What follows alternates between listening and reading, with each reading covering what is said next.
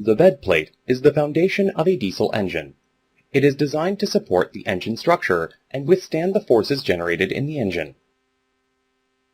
The bed plate consists of longitudinal girders and a number of transverse girders which support the main bearings.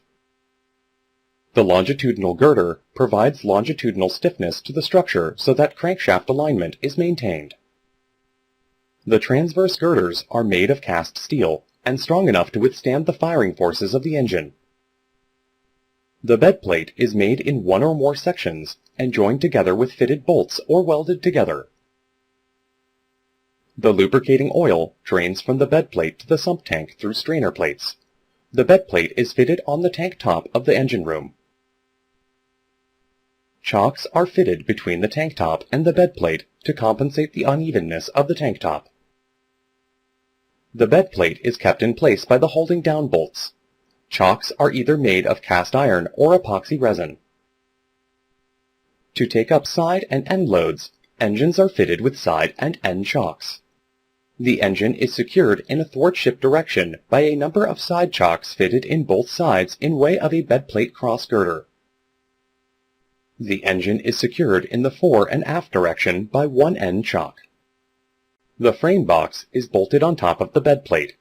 It consists of one or more sections. The bed plate along with the frame box constitutes the crankcase of the engine.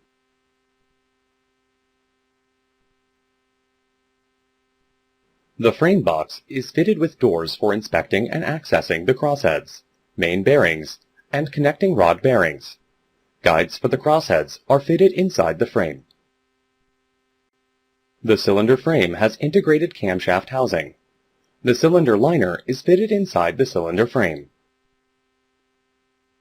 Cooling water is supplied at the top of the cylinder frame to the cooling space formed between the liner and the frame. The central bore in the bottom of the cylinder frame houses the piston rod stuffing boxes.